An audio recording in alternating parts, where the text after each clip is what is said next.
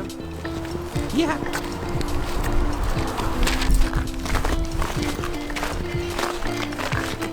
Ok, Michel, t'es prête? Oui! Oui. Raph, ça va? Ça roule? Tony? Ouais. Ça roule? Ok.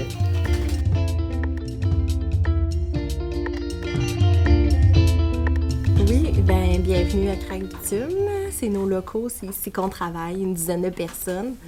On est ici pour vous parler aujourd'hui du projet Cultiver la solidarité.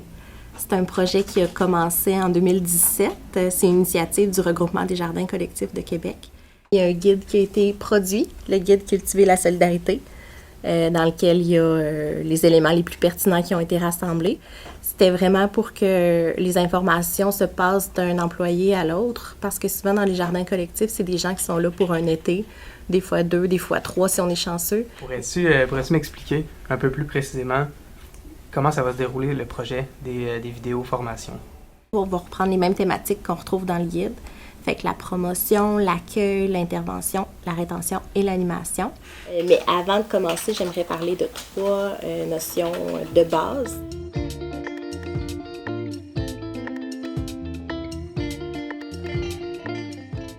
L'autonomie alimentaire peut être résumée en 4 points. Le premier, c'est l'accès en tout temps à une quantité suffisante de nourriture. Puis là, on parle de nourriture saine.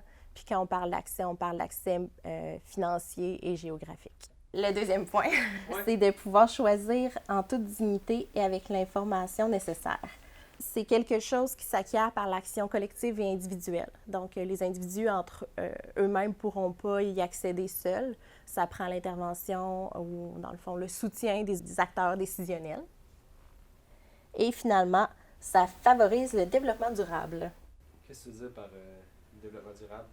Bien, idéalement, on souhaiterait une alimentation qui est issue peut-être de culture biologique ou qui est respectueuse de l'environnement, ce qui permet une sécurité alimentaire pour les générations futures aussi. La différence entre l'aide traditionnelle et l'aide alternative en sécurité alimentaire est assez facile à comprendre. Quand on parle d'aide traditionnelle, c'est plus une aide d'urgence. Donc, on peut parler des banques alimentaires, la distribution de paniers d'épicerie ou les soupes populaires. Donc, c'est quelque chose qui nourrit immédiatement, si on peut dire. Tandis que l'aide alternative, c'est une aide qui mise sur l'empowerment des participants. Ça, il y a les jardins collectifs, les cuisines collectives qui en font partie aussi. C'est des aides qui ne nourrissent pas immédiatement, mais qui donnent des outils aux gens pour être plus autonomes en alimentation. Qu'est-ce que empowerment? Qu'est-ce que tu veux dire par là?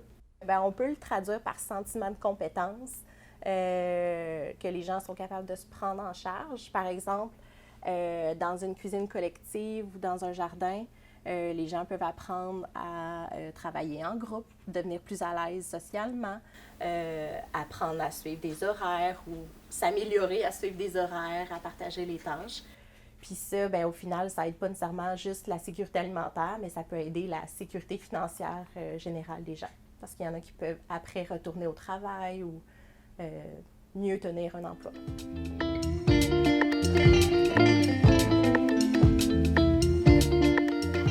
Donc, universalisme proportionné, pourquoi c'est proportionné? Universalisme, c'est plus mixité, puis proportionné, c'est qu'il y a des mesures adaptées aux besoins des gens, dans un but de favoriser la mixité. Dans nos activités de jardinage, c'est bien d'y penser parce que sinon, on pourrait se dire, bien, on va faire un groupe juste pour les personnes qui ont une déficience intellectuelle. On va faire un groupe juste pour telle personne. Ce serait peut-être plus facile logistiquement d'accueillir. Mais au long terme, ce groupe-là va rester isolé au lieu de se mélanger au reste des participants. Finalement, bien, dans le fond, ça favorise l'apprentissage par façonnage. Donc, les gens apprennent les uns des autres, ce qui nous mène à un souhait d'inclusion plutôt que d'intégration. Quand on parle d'inclusion, c'est que tout le monde dans un groupe est réellement mélangé, donc est au même niveau. Tout le monde a des défis et des capacités propres à elle, chaque personne. Tandis que dans l'intégration, on peut se l'imaginer un peu comme un cercle, qui est le groupe de base, dans lequel on intègre un autre cercle, les gens qui ont été intégrés, mais le mélange ne se fait pas nécessairement.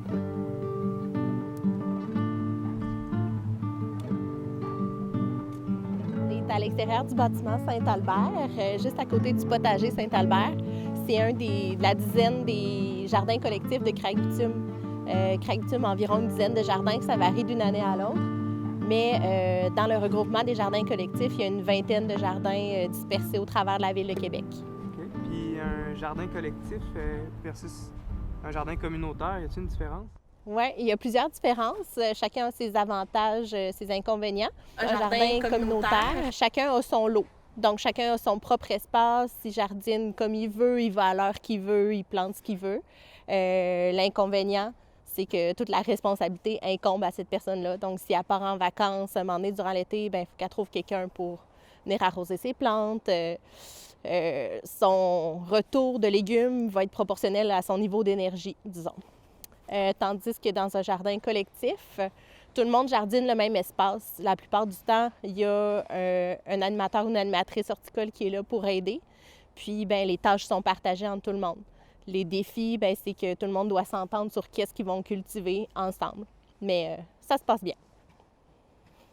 Puis, qu'est-ce qu'on voit là, derrière nous? Puis le jardin, c'est où normalement?